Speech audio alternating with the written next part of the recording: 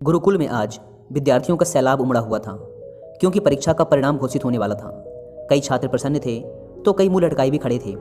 उनकी प्रसन्नता और उदासी अकारण नहीं थी।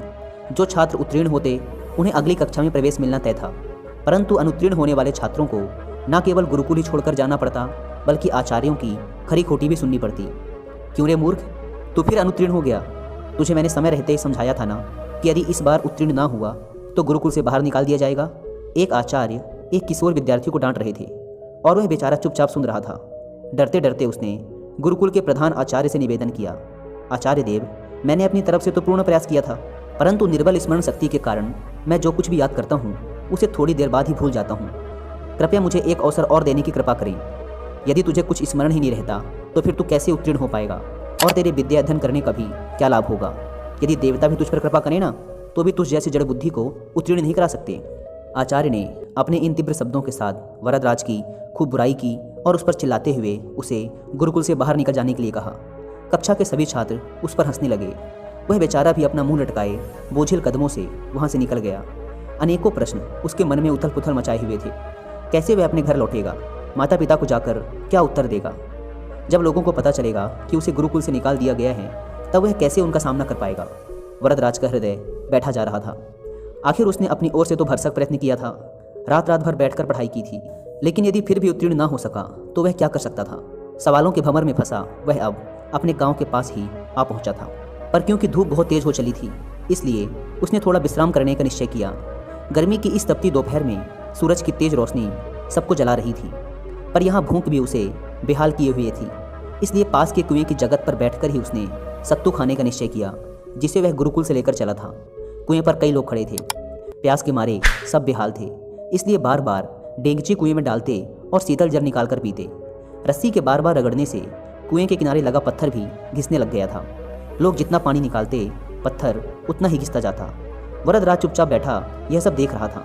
अचानक ही उसके मन में एक विचार आया। वह सोचने लगा, यदि केवल जूट की बनी एक रस्सी से कठोर पत्थर घिस सकता है तो यदि मैं परिश्रम करूं तो क्या सफल नहीं हो सकता? आखिर दिमाग पत्थर से ज़्यादा कठोर तो है नहीं। वरदराज के मन में आशा की ज्योति जगमगा उठी। वह उठ खड़ा हुआ और तुरंत ही उसने निश्चय किया कि वह वापस गुरुकुल लौट जाएगा और फिर से अध्ययन आरंभ करेगा। वह घर के समीप आ गया था, पर घर न जाकर वापस गुरुकुल लौट आया। उसके साथी उसे देखकर आश्चर्यचकित थे।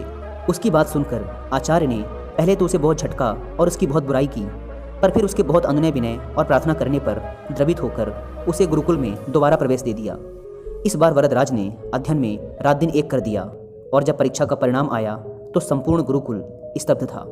वरदराज न केवल उत्तीर्ण हुआ था, बल्कि उसने संपूर्ण विद्यालय में प्रथम स्थान प्राप्त किया था। एक समय जड़ मूर्ख समझे जाने वाला यह बालक आगे चलकर संस्कृत का बहुत बड़ा विद्वान बना। उसने कई अद्वितीय ग्रंथों की रचना की। छात्र उसका शिष्य बनना गौरव की बात समझते थे, पर यह सब किसी जादू से संभव नहीं हुआ था। यह आश्चर्यजनक परिणाम उपजा था संकल्प की अमोघ शक्ति से।